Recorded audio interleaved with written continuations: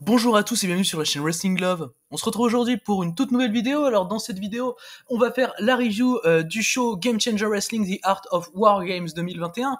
Alors par rapport à ce show, The Art of War Games, c'était un show quand même assez important pour Game Changer, même si bon, on va pas se cacher qu'il y avait pas beaucoup de matchs. En soi, il y avait une chose qui était à la base vraiment hyper importante. C'est du coup évidemment, j'en avais parlé dans les précédentes vidéos sur GC, le War Games match entre la team MDK et 440, qui était un match qui m'a hypé énormément personnellement et qui a su combler ma hype. On va y venir le moment venu, mais je veux dire, enfin dans la carte il y avait que 6 matchs. Bon, le show était quand même assez long parce qu'on a le War Games qui a quand même duré une quarantaine de minutes, donc bon voilà. Mais en tout cas finalement une carte plutôt légère et c'est pas plus mal. Des fois il y a des shows où il y a beaucoup trop de matchs à la GC, donc là ça fait plaisir en tout cas et c'est clairement le plus gros show Game Changer de leur gros week-end, un gros week-end où Game Changer a fait 4 shows, dont un avec Horror Slam, le show Guilty Conscience, le show avec BLP que j'ai reviewé précédemment, et du coup ce show The Art of War Games, et me semble même qu'il y a eu le AFIS Big Game Brunch aujourd'hui, enfin aujourd'hui à l'heure où j'enregistre la vidéo. Du coup, on va pouvoir commencer donc cette review de The Art of War Games 2021.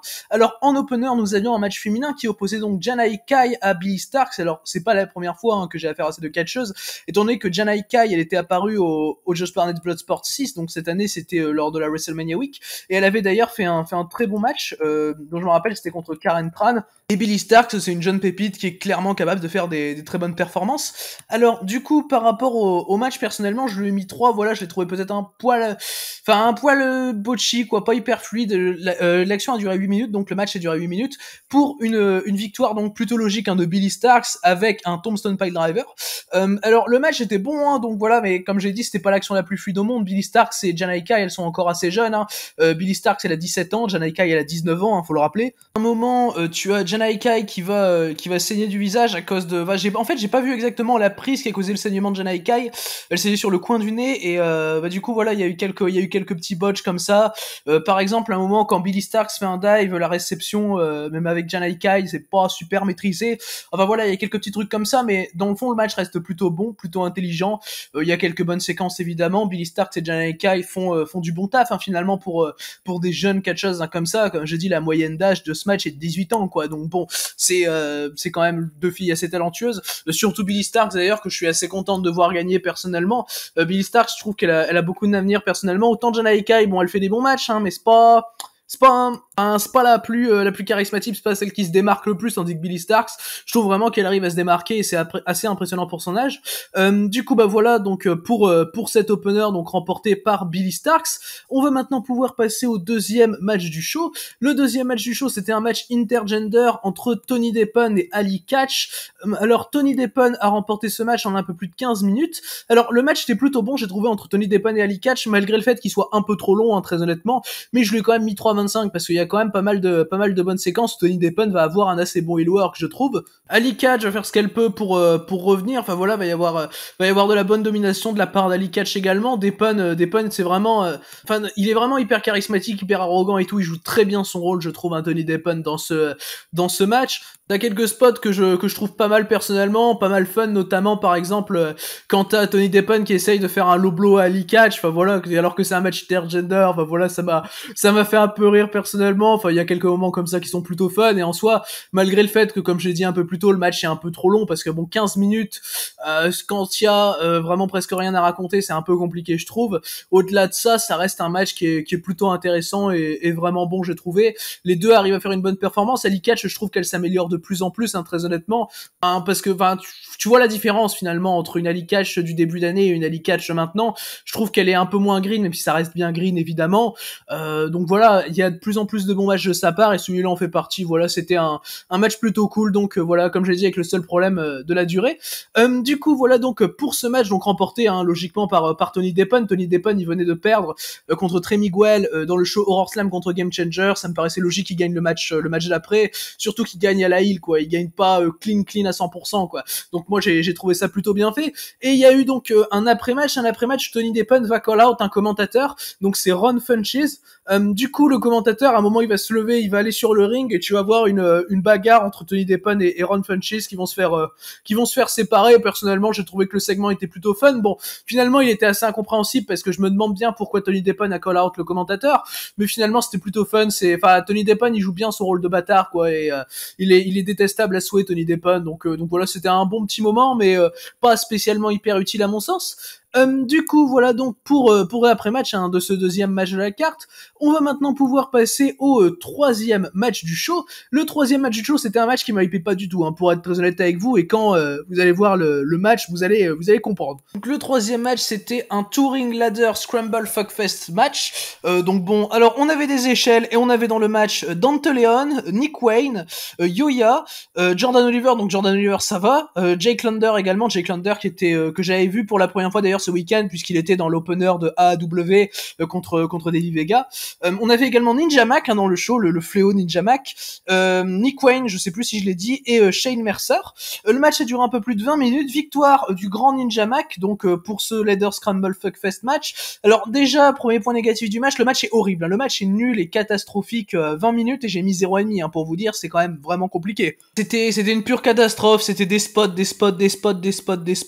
Après je dis pas que je m'y attendais pas, avec les noms comme Ninja Mac, comme Yoya, mais il y a un moment, putain, faut s'arrêter les potos. Enfin, les mecs font que ça, font que des spots, c'est ultra spot monkey, c'est ça pendant 20 minutes, c'est n'importe quoi. Il y a que Jordan Oliver qui ramène des fois un peu de catch, franchement. Même Shane Mercer, je l'ai trouvé spot monkey par moment. Enfin, je dis pas que Jordan Oliver l'a jamais été du match, mais c'est le seul à avoir vraiment ramené un peu de catch, quoi. Donc ça me faisait plaisir d'avoir Jordan Oliver, même à des moments, je pensais qu'il allait se blesser, quoi. Enfin, je veux dire, quand je vois une séquence à l'extérieur du ring entre Ninja Mac et Jordan Oliver, j'ai un peu peur. D'ailleurs, séquence à l'extérieur du ring où t'as Ninja Mac qui va no-sell, je crois, un gros Claymore kick de Jordan Oliver. Enfin, je sais plus exactement la prise, mais c'est peut-être un dropkick d'ailleurs de Jordan Oliver, il va complètement le no-sell Ninja Mac, c'était n'importe quoi. Et après il va le sell comme s'il était en train de crever. Enfin, je veux dire, voilà, pareil, il y a qu'un ring qui est vraiment ultra utilisé sur les deux. Enfin, j'ai l'impression qu'ils se sont dit la moitié du match on l'a fait dans les trois quarts du match on les fait dans le premier ring et le dernier quart du match on le fait dans le deuxième ring. Enfin, c'est n'importe quoi. Il y a quasiment jamais de tentative de tomber. Bon voilà, c'est vraiment n'importe quoi. C'est juste dans l'idée, c'est juste venez, on fait des spots les mecs, et enfin c'est n'importe quoi. T'as Shane Mercer, il va passer son temps du coup, vu que c'est un powerhouse, à jeter les gens du haut du ring vers l'extérieur, notamment sur des caisses, ou enfin voilà, avec des échelles. Enfin, c'était. D'ailleurs, il y a une fois où il botche le truc avec Yoya, où il doit recommencer la chose, ça m'a fait un peu rire. Puis Ninja Mac a pas mal botché également dans le match, donc c'était compliqué. Et enfin, finalement, il y a que du négatif à dire, quoi. Donc clairement c'est un match à éviter à tout prix, parce que c'est nul en fait, c'est vraiment nul et ça dure 20 minutes, quoi, c'est hyper long en plus. Et puis au final, pour voir Ninja Mac gagner, bon, j'ai envie de dire non merci les mecs, quoi. C'est vraiment spot sur spot sans repos. Et après les mecs sont 7, il y a des échelles, il y a des spots monkey, que voulez-vous faire? Et c'est un peu dommage de faire ce genre de match, je trouve, parce que le match m'a complètement épuisé. Je suis allé me coucher après le match, j'en pouvais plus. Du coup ouais, j'ai maté le show après dans l'après-midi. Mais je veux dire, non, c'est pas possible de faire ça, quoi. C'est vraiment dommage, parce que ça vraiment ça casse les pattes ce genre de match. Et voilà, quoi, ça sert finalement à rien, à part à se dire venez, on fait des spots et on case des mecs dans la carte. Du coup voilà pour ce Touring Ladder Scramble Fuckfest match, donc remporté par Ninja Mac. On va désormais pouvoir passer au prochain match de la carte. Le prochain match de la carte, après du coup une pause qui a duré une quarantaine de minutes, c'était le War Games match, donc ce que j'attendais par-dessus tout par rapport à ce show. Le War Games match, du coup, on avait d'un côté 440, donc Atticus Cogar, Bobby Beverly, Eddie Only, Eric Ryan, Gregory Iron et le leader Ricky Shane Page. De l'autre côté, on avait la team MDK, donc le Murder Death Kill Gang, le clan de Nick Gage avec AJ Gray, Alex Colon, Effie Mance Warner et Matthew Justice. Alors ce War Games match, du coup, il a duré 37 minutes. On a eu une victoire logique de MDK. On s'attendait tous à une victoire de MDK, c'est une rivalité qui dure depuis le début de l'année et même avant. En soi, c'est surtout que vu qu'il y avait Nick Gage qui était absent pendant 6 mois, la rivalité s'était mise en pause et c'est une énorme rivalité finalement, MDK contre 440. Donc enfin, et surtout contre Ricky Shane Page en soi, parce que c'est surtout autour de la rivalité Ricky Shane Page Nick Gage. D'ailleurs, c'est pas pour rien que la fin du match, c'est Nick Gage qui arrive à faire le tomber sur Ricky Shane Page, qui lui porte un shockbreaker après que Ricky Shane Page se soit fait jeter du haut d'une structure à l'extérieur de la cage vers l'intérieur de la cage, qui était un spot génial d'ailleurs. Et la fin est géniale et pleine de sens vu que c'est Gage qui pin RSP, et ça c'est assez fou d'ailleurs. Mais bon, le match en lui-même est incroyable. Franchement, c'était encore au-dessus de mes attentes, alors que mes attentes étaient quand même assez hautes par rapport à ce Wargames. Il y a qu'à voir, par exemple, j'ai mis 4-3 quarts au match. Je veux dire, pour moi, c'est 4,75. Bon, ça reste assez proche du 4,5. Je veux dire, je suis surtout passé sur le 4,75 parce que à la fin, c'est Gage qui pin RSP et c'est plein de sens, mais ça reste un match qui est fou, quoi. Je veux dire, dès le début, du coup, t'as Gregory Iron et Effy qui commencent le match. Bon, c'est peut-être pas l'affiche la plus incroyable à proposer, mais je veux dire, t'as des vraiment bons trucs entre les deux. T'as Iron qui essaye de faire des chops sur Effy, mais qui a pas assez de force. T'as Effy qui fait des chops de son côté sur Iron qui sont assez impactants. Derrière, t'as Mance Warner qui va rentrer en deuxième, sachant qu'en deuxième, du côté de 4-4-0, c'est Eddie Only qui rentre. Du coup, là, après, t'as vraiment des belles brawls et tout, genre, avec Mance Warner qui est super en ce qui concerne la brawl. Voilà, ça a très bien géré. Warner et Effy, quand ils détruisent à deux Gregory Iron à travers une porte qui était accrochée avec des chaises, avec un double choc slam, c'était vraiment un super spot. Enfin, il y a pas mal de trucs comme ça. Et finalement, bon, Eddie Only, bon, je l'ai trouvé un peu transparent durant le match, hein, on va pas se le cacher. Après, c'est le membre le plus transparent de 4-4-0, même si je pense qu'il a fait plus de choses que Bobby Beverly durant ce match, très honnêtement. Après, t'as déjà, au moment où Atticus Cogar rentre, déjà t'as un truc en plus parce que Cogar, il est incroyable. Il domine à lui tout seul Warner, Effy et Matthew Justice. Enfin, direct, le mec il cherche pas à comprendre, le mec il les domine direct, il les claque contre la cage et tout. Enfin, il a été génial, Atticus Cogar, dans le match. Il a été extrêmement badass. C'est un super heel, Atticus Cogar. Il a des échanges évidemment beaucoup plus prononcés avec Alex Colon, étant donné qu'Alex Colon, c'est quand même la personne qui l'a vaincu en finale du Tournament of Survival cette année. Et t'as notamment un spot que j'ai adoré durant ce Wargame, c'est quand dans une structure à l'extérieur du ring, t'as Atticus Cogar qui porte un air raid crash à Alex Colon à travers une plaque de verre, parce que c'est une référence à un gros spot de leur match du Tournament of Survival, et j'ai trouvé ça génialissime personnellement. Et de toute façon, tous les échanges Colon-Cogar ont été géniaux.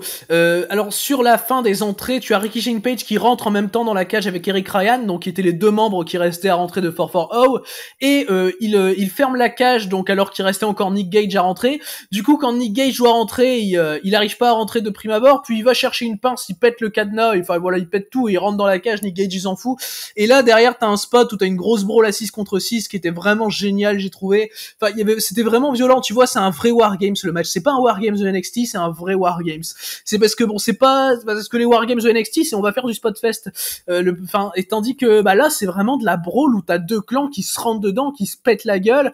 Enfin voilà quoi, je veux dire, les mecs ils en ressortent pas sans une égratignure quoi. Enfin, je veux dire, les mecs se rentrent dedans, c'est de la grosse brawl, fin de rivalité. Voilà, c'est vraiment extrêmement bien fait, c'est extrêmement bien booké également. Il y a pas mal de références qui sont assez géniales. J'ai cité celle de Colon Cogar, et également les échanges Nick Gage, Gregory Iron qui sont très bien, parce que t'as Iron qui s'est fait péter la gueule par Nick Gage lors du show Guilty Conscience, qui était dans un deathmatch contre lui en main event, qui s'était fait saigner le visage à coups de pizza cutter et tout, et t'as Nick Gage qui le refait. J'ai trouvé que c'était une référence plutôt intelligente personnellement, et finalement Iron il va même réussir à porter un spear à Nick Gage à travers des néons et sur une porte. J'ai trouvé ça très bien personnellement. Enfin vraiment, c'est un excellent deathmatch avec des spots qui sont vraiment incroyables et vraiment plein de sens finalement, tu vois. Ça c'est le deathmatch que je kiffe, tu vois. Puis en plus, dans un Wargames comme ça à 6 contre 6, ça fait vraiment on va se retrouver dans une cage, on va finir notre rivalité, on va se péter la gueule, personne pourra s'échapper, et c'est génial parce que RSP il essaye quand même de s'échapper juste avant la fin. Il sait que c'est fini RSP pour lui, parce que tous les membres de 4-4-0 se sont fait dégager, ils sont KO à l'autre bout des rings, et Tariq Shinpei du coup il essaye de s'échapper, de pas en avoir affaire à MTK, et finalement c'est là qu'il va perdre le match. T'as Warner et Justice qui vont le poursuivre jusqu'au de la structure, comme j'ai dit tout à l'heure, ils vont le jeter du haut, et derrière t'as Nick Gage qui lui porte un shockbreaker et qui pin RSP, et c'était génial. Et enfin voilà, que t'es RSP, donc qui est le leader de 4-4-0, qui se fasse spin, personnellement je trouve que c'est plein de sens, et en plus par Gage quoi. Enfin voilà, c'est hyper logique d'avoir ça, et clairement c'est un Wargames qui était un pur bonheur de bout en bout. Voilà, je me suis jamais emmerdé durant les 37 minutes. J'étais même là à chanter les Fuck Ohio avec la foule par rapport à 4-4-0. Enfin c'était vraiment génial. C'est vraiment un super bon deathmatch, un super Wargames. C'est vraiment ça, c'est un vrai Wargames, tu vois. vois, ça c'est pas un spot fest à NXT, quoi, c'est vraiment super. Donc voilà, la victoire de MDK était logique. Donc et du coup voilà pour ce War Games match, donc sur lequel il y avait quand même pas mal de choses à revenir, hein, évidemment, et auquel j'ai mis du coup la note de 4,75. Hein, c'est du coup l'un de mes 10 matchs préférés de l'année. Et on est que le 5 septembre quand j'enregistre cette vidéo, mais c'est mon deuxième match préféré du mois parce que je mets quand même le Yea et Alexander de AEW devant. Du coup voilà, donc pour ce match on va pouvoir passer au prochain match de la carte. C'était ce qui concluait hein, donc le show Game Changer Wrestling The Art of War Games. Nous avions Matt Cardona qui venait faire un open challenge pour son championnat Game Changer Wrestling World. Déjà il vient avec une ceinture modifiée et tout, je trouve ça nul. Que vous savez mon avis sur ce qui se passe avec Matt Cardona en ce moment. Tu as un clown qui répond au challenge, tu as Frank de Clown qui a même un t-shirt MDK et tout. Bon voilà, le match dure 11 secondes, Matt Cardona conserve son titre et du coup sur le coup on se dit c'est fini et en fait ça a servi à rien parce que moi je m'attendais à quelqu'un d'autre qui réponde et en fait tu as ce quelqu'un d'autre qui va venir. Puisque derrière tu as la musique de G-Raver. Tu as G-Raver qui arrive avec ses druides et tout, il fait une entrée de taré. G-Raver, le mec qui dégage quelque chose, surtout qu'il venait de battre Jimmy Lloyd la veille dans un deathmatch dans la grosse conclusion de feud. Et puis G-Raver, c'était lui que je voulais champion après cette victoire contre Jimmy Lloyd, c'était lui que je voulais qu'il réponde à cet open challenge de Matt Cardona pour lui choper le titre.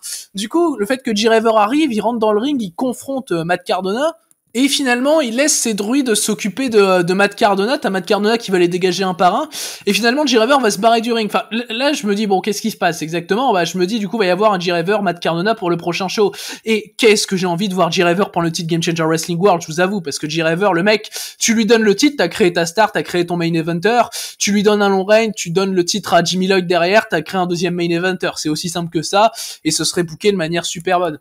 Et par contre, en fait, du coup, il s'avère que il y a un druide qui reste avec Matt Cardona et qui lui porte un paradigm shift. Donc là, vous aurez compris que le fameux druide en question, c'est Jon Moxley. Et du coup, tu as un Jon Moxley contre Matt Cardona dans la foulée pour le championnat Game Changer Wrestling World. Le match dure 1 minute, pardon. Et victoire de Jon Moxley qui devient donc nouveau Game Changer Wrestling World. Alors je savais pas. En fait, au début, je me disais, Matt Cardona perd le titre, moi c'est tout ce que je souhaite. C'est tout, je souhaite juste que Matt Cardona perde le titre. Et je suis content que cette fraude de Matt Cardona ait perdu le titre, hein, très clairement. Et je préfère 100 fois voir Jon Moxley champion Game Changer que Matt Cardona. Par contre, pour moi, c'est vraiment un booking qui est absolument merdique parce que si tu fais ça, mais donne le titre à G-Raver. G-Raver, le mec qui vient de sortir Jimmy Lloyd, il est 100 fois plus clean que Moxley pour aller répondre à l'open challenge de Matt Cardona. Bon, vous me direz, on a eu Frank de Clown juste avant, donc bon, voilà quoi. Puis d'ailleurs, du coup, ce que j'ai pas remarqué, c'est que du coup, ça nous a donné un match entre un clown et un autre clown, ce qui est quand même, il faut le faire quoi à la GC.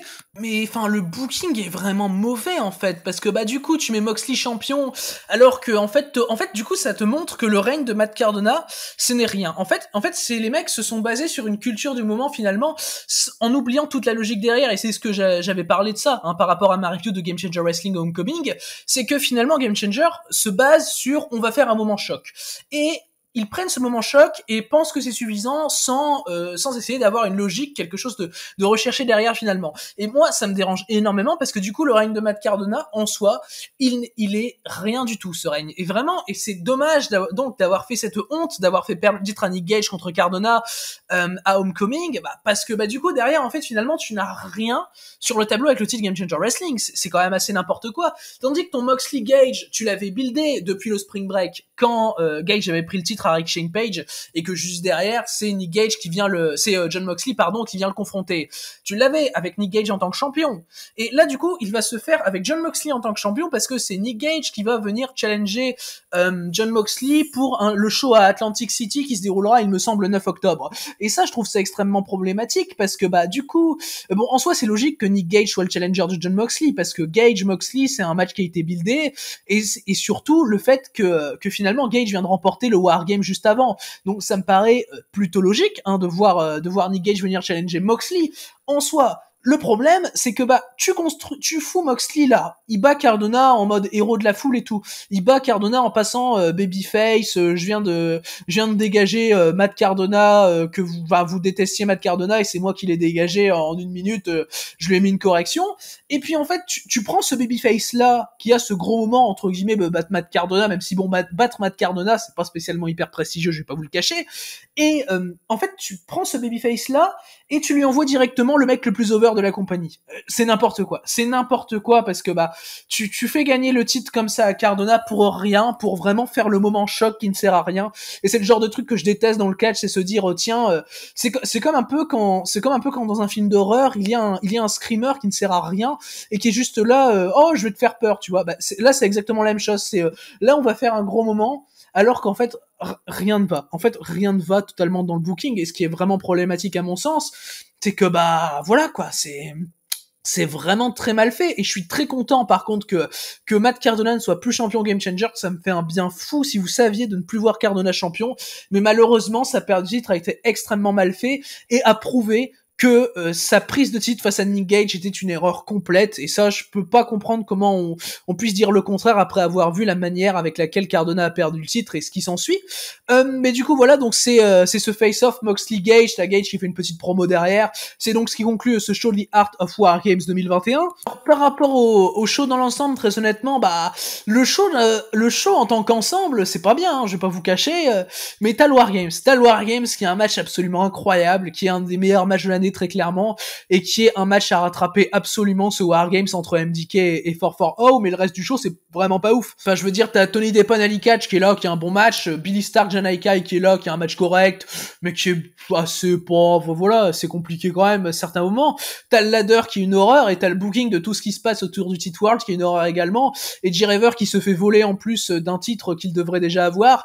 C'est compliqué je trouve, mais bon voilà, j'espère que quand Gage prendra le titre à Moxley, parce que c'est ce que je pense qui va arriver très honnêtement, j'espère que J-Raver ira choper Nick Gage et récupérer le titre, parce que je veux J-Raver champion là actuellement, et ça me dégoûte vraiment d'avoir vu Moxley battre Cardona alors que t'avais J-Raver qui faisait son entrée quoi. C'est compliqué. Et puis J-Raver, pourquoi il y va pas lui-même? Enfin je veux dire, J-Raver il est là, il a Matt Cardona devant lui, il a la possibilité d'avoir un match contre lui, mais il se dit non tiens, je vais laisser Moxley faire, et puis moi j'aurai mon tour plus tard. C'est le genre de truc que je trouve absolument débile, mais bon voilà, c'était compliqué, mais regardez le Wargame parce que c'est vraiment un match à voir.